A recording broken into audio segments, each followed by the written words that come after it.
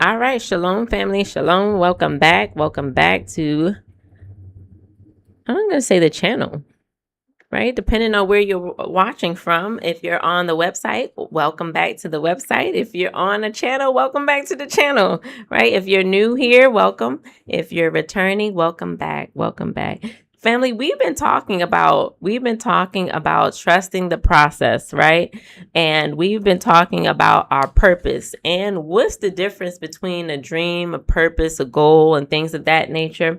But today I want to really talk about the life of Moses because Moses' life is his life is inspiring in terms of trusting the process of the Most High Yah, right? When we look at the life of Moses, we can see how he definitely trusted the Most High throughout his life, right? Throughout his life and throughout his journey, right? And so let's start at the beginning. Let's start at the beginning. In the beginning, before Moses was even born, his sister Miriam prophesied concerning him. If you go to the book of Jasher and you look at chapter 68, you will see how Miriam prophesied to not only Yasharel, but to her father, that her father and her mother would have a son, and that their son would be the one that would that would deliver Yasharel, right, from Egypt. And it was because of her prophecy that her father called her mother back home. Because her father didn't want to have any kids, his solution to the situation was to send the mom away, right? But Miriam had prophesied that her father would have a son, and that his son would be the one that would deliver Yasharel from Egypt. And so he called his wife back home, right? Because he believed the word of the Most High Yah that he spoke through his daughter. And sure enough, when his wife came back home, they indeed had a son, right? They indeed had a son, and they had Moses, right? And his Moses' mom hid him in an inner room for about 2 years, right? At the 2-year mark, he was not able to be hid any longer, right? He's growing. And so she decided that she would make a basket for him, right? And she made a basket. She put him into the Nile River, and he went down the Nile River toward the daughter of Pharaoh, which is Bethia.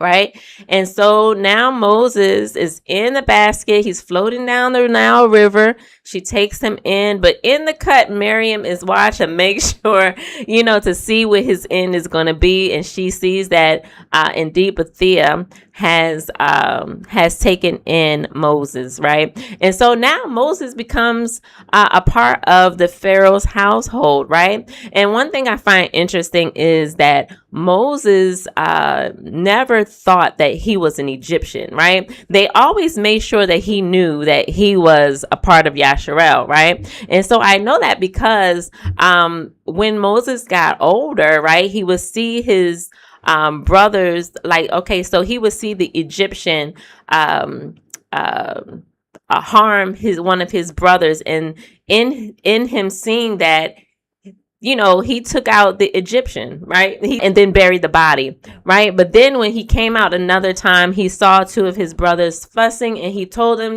that is something that you guys shouldn't do. You shouldn't fuss one with another.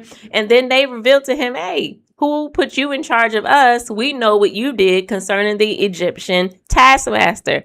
And because of that, Moses became afraid. He became scared because he knew that if they knew, that means the Pharaoh would know, right? And so the Most High sent an angel and allowed the angel to usher Moses out of Egypt, right, and into the wilderness, right? And so when he goes into the wilderness, he camps out with the Cushites, right?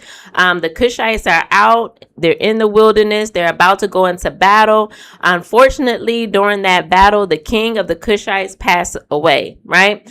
But the Cushites has in time placed Moses as their king. So Moses served as a king over the Cushites, right? While he stayed with them, they grew to like Moses. They knew that the Most High was with him, and they asked him to be their king. And Moses agreed that he would do it if they would listen and do the things that he would tell them to do, right? And so Moses became king over the Cushites, and he served there until the queen that was there, her son that she had with the prior king, came of age. And when he came of age, she said, "Hey, my son is of age. Why are we allowing this guy that is not of us to be king? We should send him away and let my son sit as king over us because he is one of us." And the people agreed, right? But they didn't do anything bad to Moses because they feared Abba Yah. And so they sent him away with a bunch of gifts, a bunch of treasures, in honor. They said, "Listen, you did a good job. We love everything that you did, but you're not one of us, and we're going to need you to go." Pretty much, right? In summary, right? And so Moses found himself back out in the wilderness, right? Where he came up to meet Zipporah, right? Zipporah, and I believe it was some other females that was with her, maybe her sisters. I'm not quite sure, just off the top of my head, but he came to see Zipporah. Some people were bothering her, and so he ran them away, right? And he helped her fetch water for their cattle, right? And so this is a process that you would usually take them a long time to do, but right, they were able to make it back home in record timing, to the point where their father asked them, "Hey, why are you back so soon, right, from doing this thing?" And they told him, "Oh, there was a guy that was there that he helped us, right? He helped us to give our cattle water and things of that nature." And so their father, who is Reuel, said, "Well, where is he?" So Reuel is like, "Well, where is he at? Where is this man that helped you? And go and get him and bring him." Moses began to tell Reuel everything about his life and what happened with him, how he was king over the Cushites, and how they gave him all of these treasures and sent him away in peace, right, and in honor. But Reuel didn't believe him, right? The story seemed a little far-fetched, like, I'm not quite sure. So he ordered that Moses be put in prison, right? Put in prison while he investigate. But the problem there was that he forgot all about Moses. He forgot all about Moses. He put him in prison and forgot all about him. And so now Moses is in prison, and he's there for 10 years. But the Most High is so merciful and gracious that he allowed Zipporah to care for him while he was in prison. And the word talks about how Zipporah, she was a righteous woman, even as righteous as Sarah, Rebecca, and Rachel, right? And so this is a woman who operate in an upright way, right? And she cared for Moses. The Most High allowed her to care for him, and she did so. And at the end of 10 years, she went to her father and she reminded her father of the guy that he put in prison 10 years ago. And her father said, "Well, it's been 10 years. Surely he's passed away. No, I don't know of anybody who can survive that long. I forgot all about him." But she was like, "Well, let's just go see." And he agreed, right? And so he sent for him, right? But to his surprise, when Moses was brought before him, that he looked healthy. He looked together, and like he didn't miss a meal, right? He hasn't missed anything. And so the Most High preserved Moses in that way.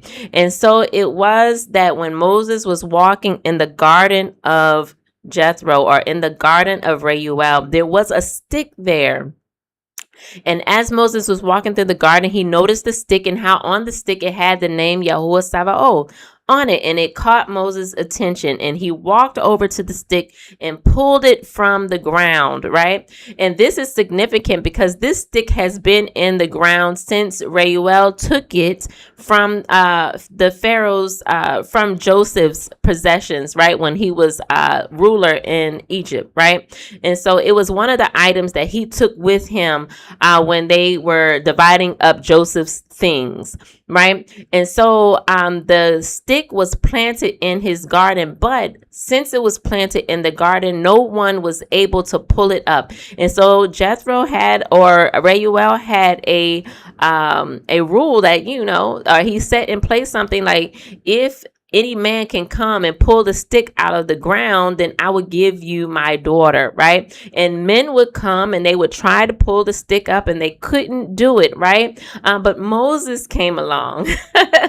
Moses came along and he happened upon the stick and he noticed the name Yahuwah Sabaoth on it, and it drew the stick he was drawn to the stick, and he plucked the stick out of the ground, right? And so he was able to remove it. And when Reuel saw that he was able to do it, he was shocked, right? Because so many men have tried before him unsuccessfully. But Moses was able to do it. And so this is what I say, the thing that the Most High has for you, it will wait on you. It will be preserved for you. You won't miss it. You will happen upon it at the right time, right? In Yah's timing. And that moment where Moses pulled the stick, and this is the same stick that Adam took with him from the Garden of Eden, and it was passed down from generation to generation, even unto Joseph, and it ended up in the hand of Reuel, and now in the hand of Moses. All praises to the Most High. And so this is that same stick, right? And so now that Moses has the stick, Reuel has given him Sephora as a wife. And then the Most High appears to Moses while he is out tending to the flock of Reuel in the burning bush. And he tells Moses, listen, I need you to go to Pharaoh and speak to Pharaoh and tell him that I said to let my people go that they may serve me. Right? Let my people go. And Moses, because he had a speech impediment, felt as though I don't know if I'm the one to do this job, right? And I'm not quite sure. It might even been some fear involved there, because remember, Egypt is the space that Moses originally ran from, right? Because of what he did with the Egyptian tax master, right? And so Moses was like, I don't know, my speech impediment. I don't know if I'm the one. I'm not eloquent enough to say the things that you're asking me to say. And the Most High reminded Moses of who makes the mouth, right? And so sometimes we can think that we're not able, or we're not capable, or we're not qualified, right, to do a thing, right? But the Most High says that he is the one that has created you. He is the one that has formed you. He knows exactly what is inside of you. He knows exactly what you can and what you cannot do, right? And so if he's telling you to go and do a thing, that means that you have within you all that it takes to get the job done, right? And so he kindly told Moses, listen, I'm the one who makes the mouth. And so, yes, you can do it because I said you can do it. But okay, since you feel this way, Aaron is on the way, right? I'm sending Aaron to you, and then I'm going to speak to you. You speak to Aaron, and then Aaron to the people, right? And so the Most High still said, listen, you might not want to go, but you are going to go, right? So he didn't say, Moses, well, okay, since you don't feel like you're qualified to go, I'll let you sit this one out and I'll just send Aaron. No, he did not. He did not say that. And so Moses was still given the mandate. He was still given the calling to go and speak to Pharaoh and tell Pharaoh, Abba Yah said, let his people go, right? And so sometimes when the Most High gives you a calling, he gives you a purpose, he gives you that thing in your heart, family, it's not going to go anywhere until it accomplishes the thing that the Most High has put it in you to accomplish, okay? And so you won't be able to talk your way out of it. You won't be able to work your way around it, right? Look at Jonah. What happened with Jonah? Jonah, the Most High told him to go to Nineveh and deliver a message. Jonah went to He was in the ship on his way to Tarshish. He was going in the wrong direction, right?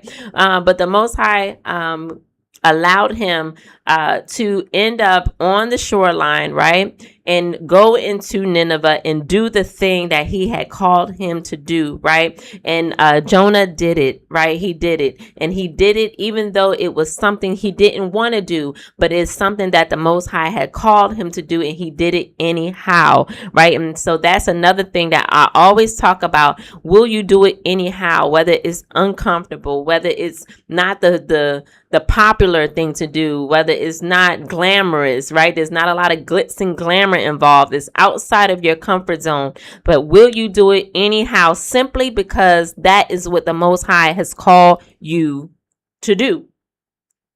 Will you do it anyhow? And Moses definitely gave Abaya his yes, right? He gave Abaya his yes. And as we know, he did go to Pharaoh. He did tell Pharaoh to let the Most High's message to let his people go. Pharaoh was stubborn, and Pharaoh went back and forth even within himself. Yes, you can go. No, you can't. Yes, you can. No, you can't. Right? And so even Pharaoh was going back and forth because he had a hardened heart. Right? But Moses pressed forward to do the thing that the Most High had called him to do. Right? And he was the one, the leader among also with Aaron, right, who and Miriam, who led Yasharel out of Egypt and into the wilderness, and even throughout the wilderness experience, right? And so one thing about Moses wasn't able to go into the promised land, but Moses didn't find it he didn't find it terrible, or he didn't find it hard to raise up or to train Joshua, right, to go beyond even where he was, right, or his journey, right? And so he trained, and he I don't know if trained is the word.